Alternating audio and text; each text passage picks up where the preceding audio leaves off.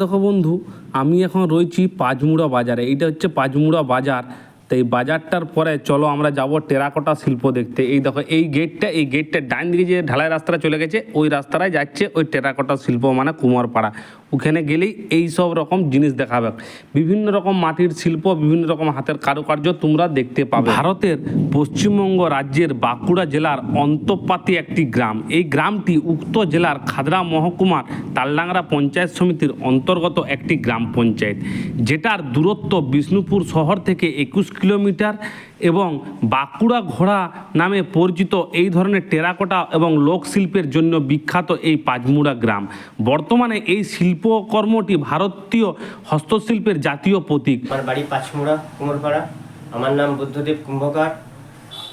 আমি পোড়ামাটির যাবতীয় জিনিস তৈরি করি এবং বিক্রি করি। আচ্ছা, এবার পাইকারি খুচরো দুটোই বিক্রি করি।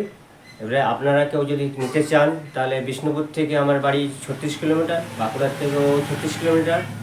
যে কোন বাঁকুড়া বিষ্ণুপুর থেকে আসতে গেলে বিষ্ণুপুর টু পাঁচমুড়া বাস আছে, বাসে আসতে পারেন, কিংবা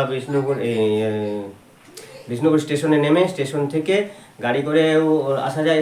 আমার মোবাইল নাম্বার হচ্ছে 7864878789। পাঁচমুড়ার টেরাকোটা শিল্প পেয়েছে জিআই স্বীকৃতি। এখানকার ঘোড়ার নাম পৌঁছে গেছে বিশ্বের দরবারে। পুরনো বধিষ্ণু ও টেরাকোটা শিল্পীদের গ্রাম হল পাঁচমুড়া। খাদড়া মহকুমার তালডাংরা ব্লকের পাঁচমুড়া টেরাকোটা গ্রাম নামে পরিচিত। মৃৎশিল্পীদের গ্রাম হিসাবে তালডাংরা পাঁচমুড়া গ্রামের নাম ডাক সর্বত্র ছড়িয়ে আছে। বাঁকুড়ার পরিচিত মাটির হাতি ঘোড়া, মনসার চালি থেকে শুরু করে বিভিন্ন দেবদেবীর প্রতিমা ও গৃহসজ্জার নানা সামগ্রিক মাটি দিয়ে এই সব কাজ করতেই সিদ্ধহস্ত এইখানকার শিল্পীরা। পাঁচমুড়ার টেরাকোটা পাইয়েছে জিআই স্বীকৃতি, যেটা তোমাদেরকে আগেই বলেছি। পাঁচমুড়ার ঘোড়ার নাম পৌঁছে গেছে বিশ্বের দরবারে। তা বন্ধুরা, তোমাদের ব্লগটা কেমন লাগলো?